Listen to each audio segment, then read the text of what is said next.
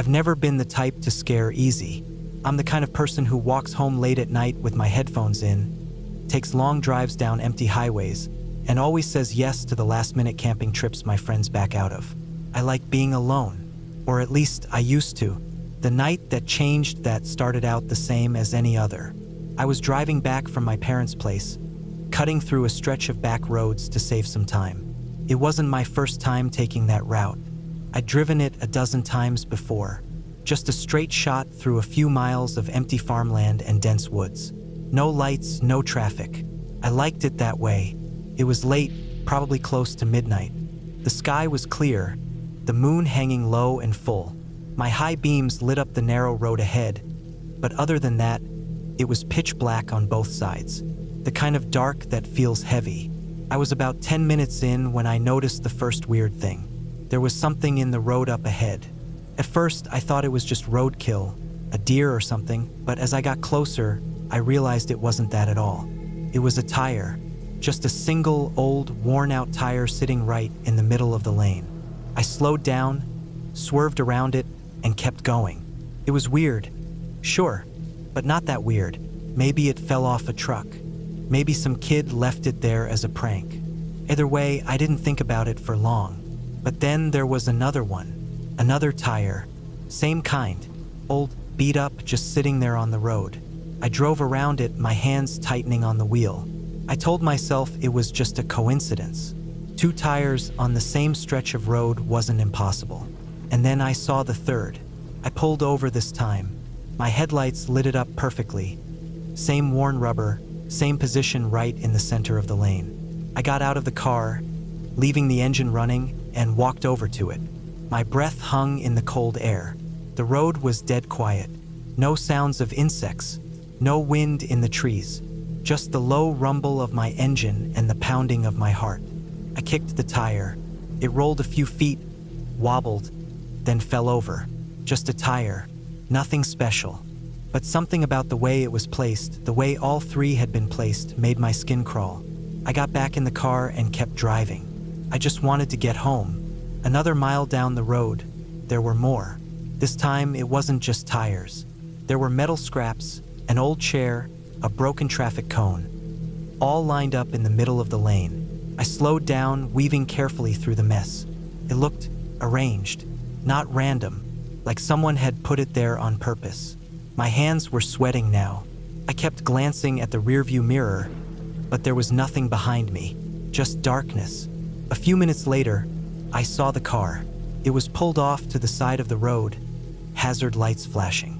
An old, beat-up sedan with the driver's door open. I slowed down, rolling to a stop a few yards away. My headlights lit up the back of the car. The trunk was open. Something about it didn't feel right. I sat there for a minute, engine running, my eyes scanning the trees on either side of the road. Nothing moved, no sign of the driver. I thought about getting out, about checking to see if someone needed help, but something in my gut told me not to. I put the car in reverse, ready to back up and turn around, and that's when I saw it. A man. He stepped out of the trees on the side of the road, walking slow, calm, like he had all the time in the world. He wasn't looking at me. He was looking at the road, at the objects I had just passed. He bent down, picked up a piece of metal, and carefully set it back where it had been. I froze. My heart was pounding so hard I could barely breathe. I put the car in drive, ready to take off, but before I could move, he turned and looked right at me.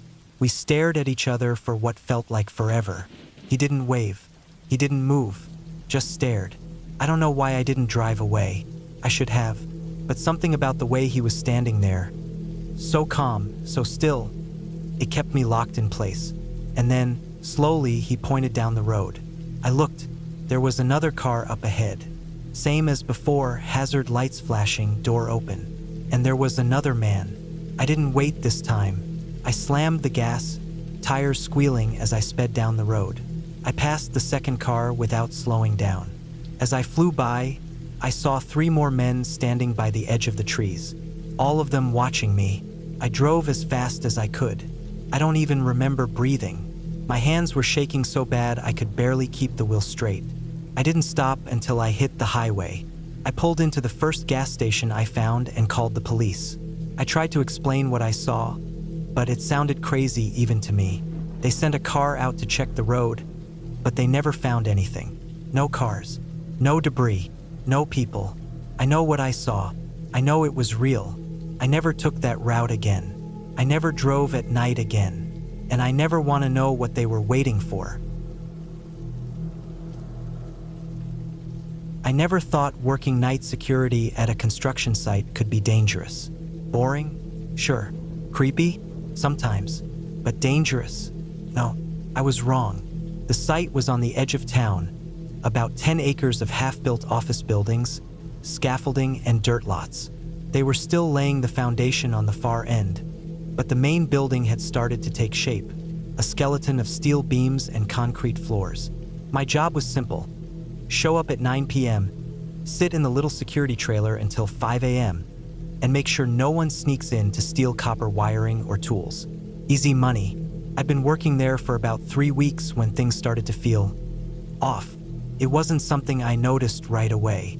It was subtle, little things, like how my flashlight batteries kept dying even though I just replaced them, or how I'd find tools scattered across the site in the morning, even though no one was supposed to be there at night. I blamed it on the day crew being sloppy and didn't think much of it. But then there was the noise. It always started around midnight, this low, metallic clanging, like someone hitting a steel pipe with a hammer. It echoed across the site, bouncing off the half-finished buildings. I'd get out of the trailer, walk around with my flashlight, but I never found anything. No people, no animals, just silence. One night, I got fed up. I figured it was some teenagers messing around, so I decided to wait outside the trailer. I sat on the concrete steps with my flashlight off, just listening. At 12:17 a.m. on the dot, it started again. Clang, clang, clang. Slow, rhythmic, like someone was working on something. It was coming from the far side of the site, near the unfinished foundation. I grabbed my flashlight and started walking. The air was cold, colder than it should have been for late summer.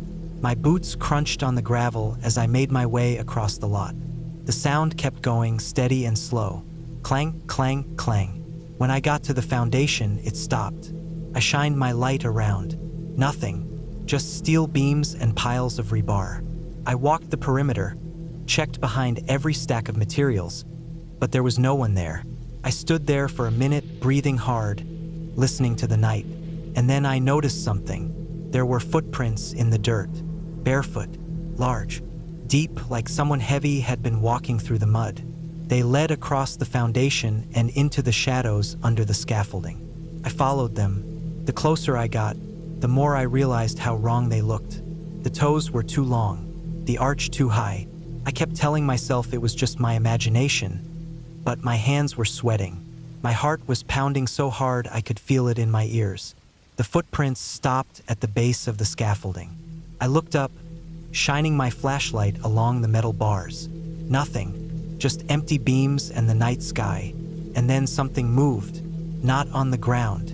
Above me, I barely had time to register it. A flash of movement in the shadows before I heard the sound. Not the clanging, something else. Breathing, slow, heavy breathing. I froze. My flashlight was shaking in my hand. I wanted to call out, but my throat felt tight. I stood there for what felt like forever, staring into the dark. And then it was gone. No sound, no movement, just the night. I backed away slowly, my heart pounding, and walked back to the trailer. I locked the door behind me and sat there until my shift ended, my hands shaking the entire time. I told myself it was just an animal, maybe a raccoon. Maybe my mind was playing tricks on me. But the next night, it happened again. The clanging, the footprints, the breathing. I called my supervisor the next morning and told him someone was messing around on site. He checked the security footage. Nothing, just me walking around with my flashlight. No sound, no movement. I almost quit. I should have quit, but I didn't. The last night I worked there is burned into my memory. It started the same way, the clanging at midnight, the footprints in the dirt. But this time I stayed in the trailer. I locked the doors and turned off the lights. I sat there in the dark, watching the security monitors. At 2:13 a.m., the cameras went black. I grabbed my flashlight and phone, heart pounding in my chest.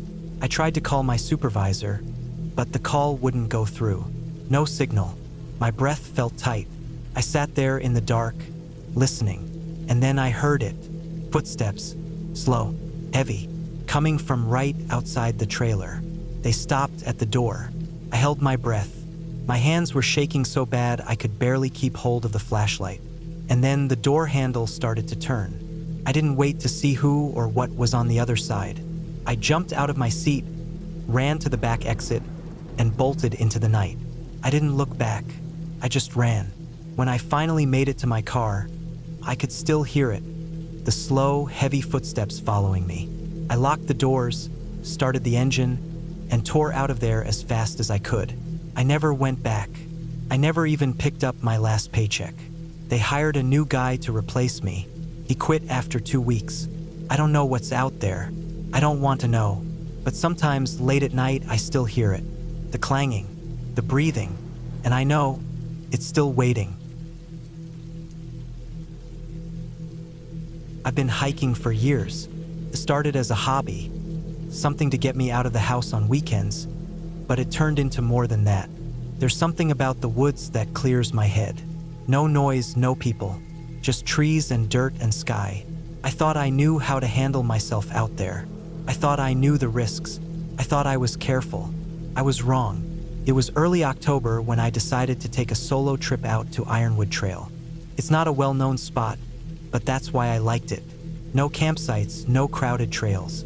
Just miles of dense forest, winding paths, and steep ridges. I planned for 2 nights, long enough to disconnect but not so long that anyone would worry. The first day was perfect. The weather was cool but not cold. I started out late morning, parked my truck at the trailhead, and hiked about 7 miles in before setting up camp. I found a good spot near a creek, pitched my tent, and spent the evening by the fire. I slept fine. Everything felt normal. The second day is when things started to feel off. I left camp around 9 a.m., planning to hike to a ridge about 5 miles out, have lunch there, and head back by sunset. The trail was quiet. No birds, no squirrels, but that happens sometimes in the fall. Animals move on. I didn't think much of it. A few miles in, I found something strange. A pile of stones stacked neatly by the side of the trail.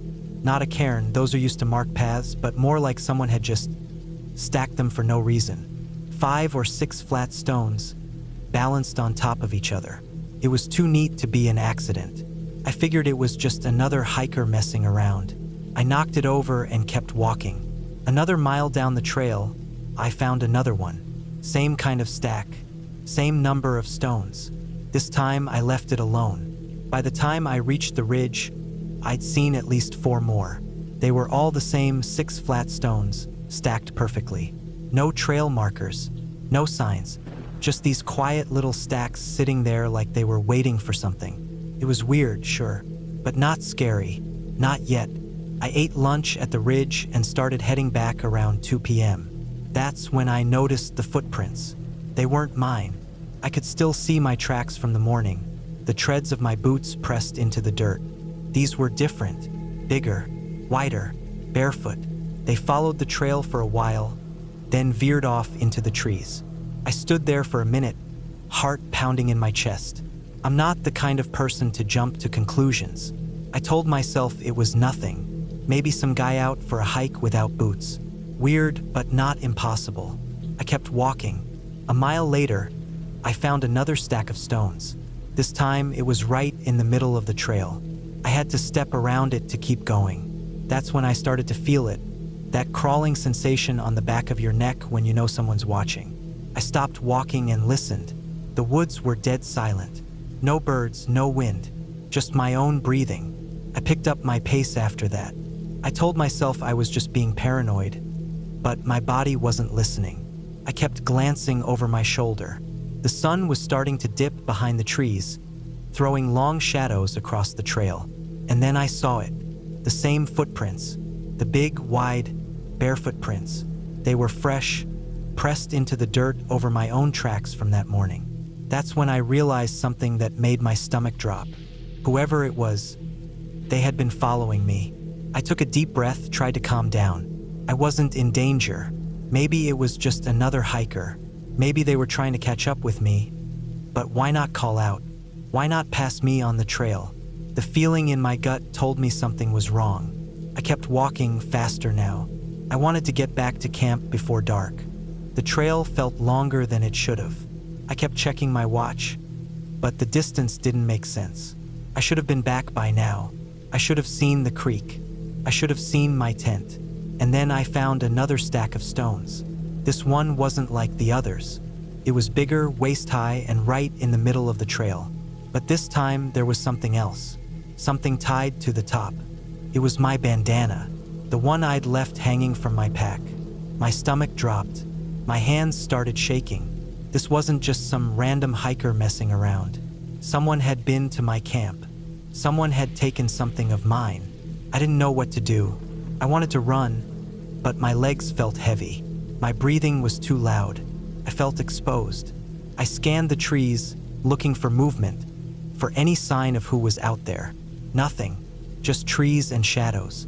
I knocked the stack over and started running. The trail blurred under my feet. I didn't care about my gear.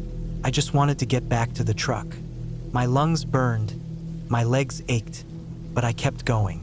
I kept expecting to hear footsteps behind me, but all I heard was my own breathing, ragged and loud. By the time I reached the trailhead, it was nearly dark. My truck was still there, sitting where I left it. I fumbled with the keys, heart pounding so hard I could barely breathe. I jumped in, locked the doors, and started the engine. As I pulled out onto the dirt road, I glanced in the rearview mirror. There was someone standing at the edge of the trees, tall, barefoot, watching. I didn't stop. I didn't slow down. I drove until I hit the highway, hands shaking so bad I could barely hold the wheel. I never went back for my gear. I didn't care. It's been 6 months since that hike. I still think about it every day. About the stones, about the footprints, about the person standing in the trees. Whoever they were, they knew I was there, and they wanted me to know they were watching. I still hike, but I never go alone anymore, and I never, ever go back to Ironwood Trail. I've never been the kind of person to scare easy. I've hiked through the woods at night, camped alone in the mountains, and driven across the country with nothing but a half-charged phone and a bag of snacks. But this wasn't like that. This wasn't the kind of fear that makes your heart race and your hands shake. This was the kind of fear that sits heavy in your chest, the kind that makes you feel cold no matter how warm it is. I was driving back from a weekend trip at my buddy's cabin. It was supposed to be a quick drive, 3 hours tops, but I left later than I planned, and by the time I hit the highway, the sun was already dipping below the trees. I wasn't too worried about it. I liked driving at night. It was peaceful, quiet, but somewhere along the way, I must have missed a turn. I remember checking the GPS, but it was frozen on the same screen, showing the little blue dot right where I was supposed to be. I should have been on Route 89, but the road I was on didn't have any signs. No mile markers, no exit numbers. Just a narrow 2-lane road stretching straight through the woods. I figured I'd just keep going until I hit a town or something. That's how it usually works. But the road kept going and going. I drove for what felt like an hour, but the trees never changed. Same tall pines on either side, same cracked asphalt with faded yellow lines. No other cars, no houses, no signs, just the same stretch of road over and over. At first, I thought maybe I was overthinking it. Night driving can mess with your head, make everything start to look the same. I turned on the radio to shake the feeling, but all I got was static. I scanned through every station. Nothing, just white noise. That's when I started to feel it. It wasn't panic. Not yet, but it was something close.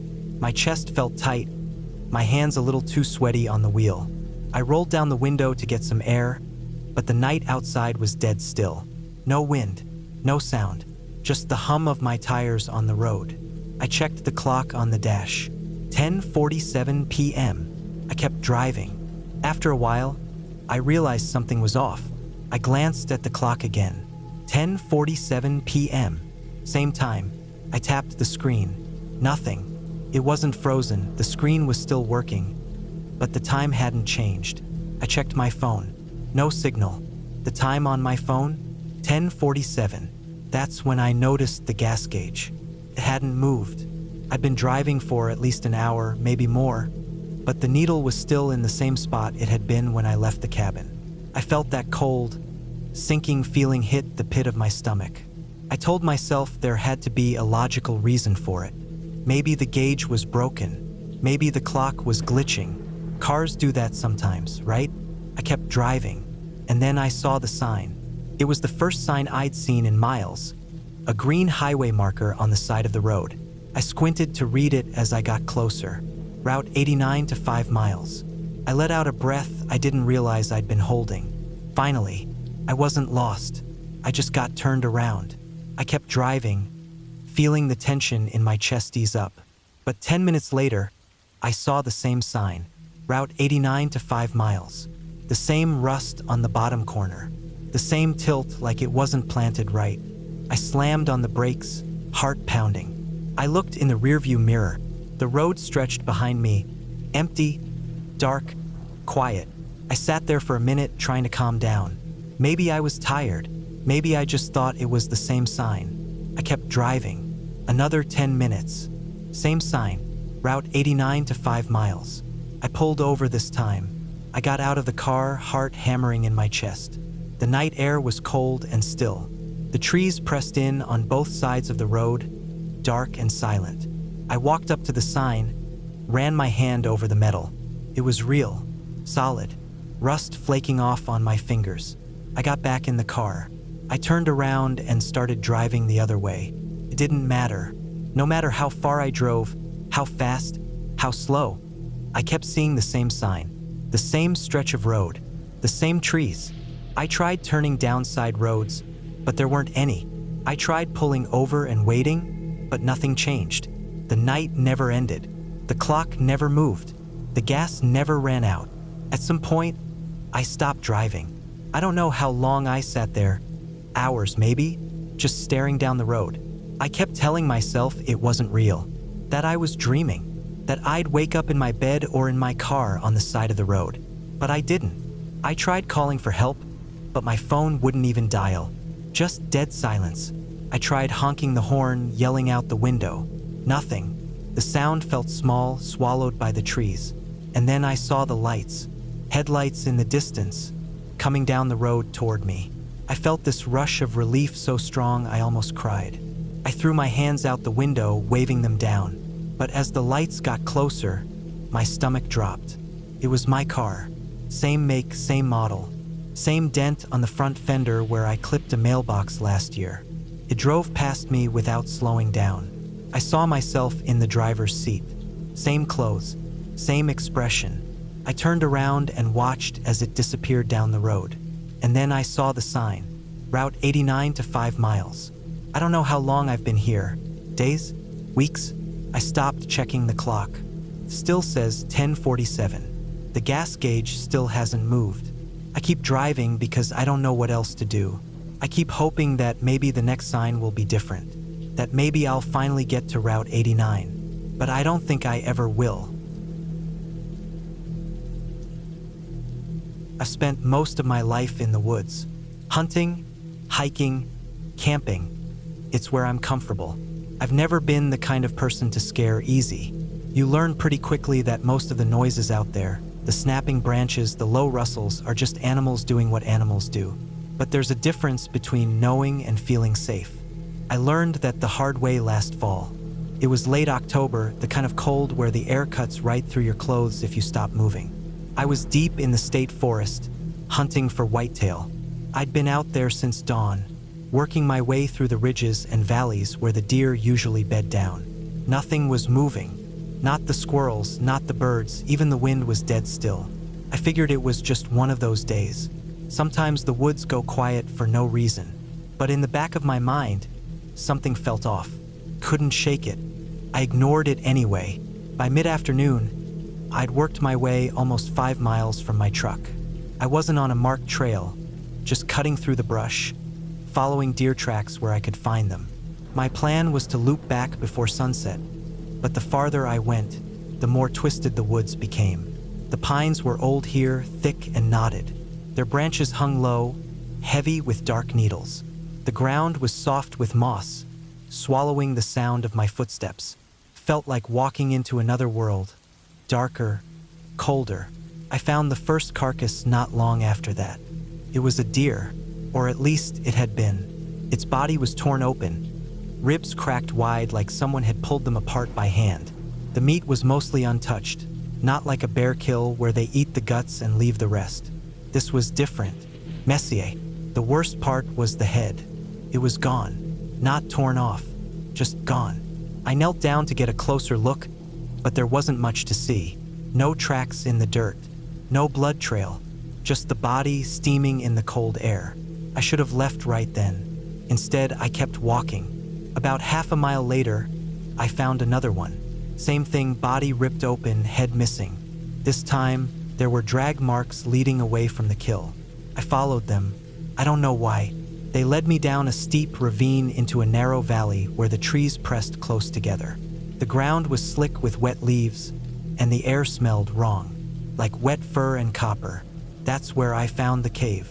It wasn't big, more like a hollow under the roots of a massive pine. The opening was barely wide enough to crawl through, but the smell coming from inside was overwhelming. I crouched down, shining my flashlight into the dark. There were bones, dozens of them, maybe hundreds. Some of them were old, bleached white and cracked. Others were fresh. I could still see the red on them. And then I saw the head. It was a deer's skull, half buried in the dirt. The eyes were gone, but the way it was sitting, it felt like it was looking at me. That's when I heard it. A low, heavy breath. I froze. I didn't move, didn't blink. I just listened. The breath came again. Longer this time, slow and deep. It wasn't the sound a deer makes. It wasn't a bear either. I've heard bears. I know what they sound like when they're close. This was different. It sounded bigger. I backed away slowly, keeping my eyes on the cave. My heart was pounding so hard I could feel it in my teeth. My hands were shaking. When I was far enough, I turned and started moving fast. Not running, not yet, but close. I kept looking over my shoulder, expecting to see something burst out of the trees. But there was nothing. And then the woods went silent again. No birds, no wind, not even the sound of my own breathing. Just this thick, ringing silence. That's when I heard it. The snap of a branch. Not far behind me. I stopped, slowly turned my head. And that's when I saw it. It was standing just inside the trees. Not fully out in the open. I couldn't see its whole body, but I saw enough. It was tall, taller than any person I'd ever seen, covered in dark fur, thick and matted. The shoulders were broad, hunched forward like it was too heavy to stand up straight. His head was low, ears pinned back, but it was the face that made my stomach drop. It wasn't a wolf, not really. The snout was shorter, the jaw heavier. The eyes were wrong, too forward, too human. And they were staring right at me. I don't remember pulling the rifle off my shoulder. I barely remember raising it. I just remember the way it moved. Fast. Faster than anything that big should have been able to move. It closed the distance in seconds, tearing through the trees.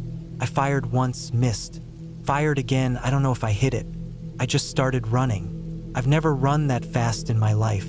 I could hear it behind me, crashing through the brush, branches snapping like bones. I didn't look back. I just ran. I hit the ridge hard, sliding down the other side. My boots slipped on the leaves, and I went down, slamming hard into the dirt. I didn't stop. I got back up and kept moving, lungs burning, legs screaming.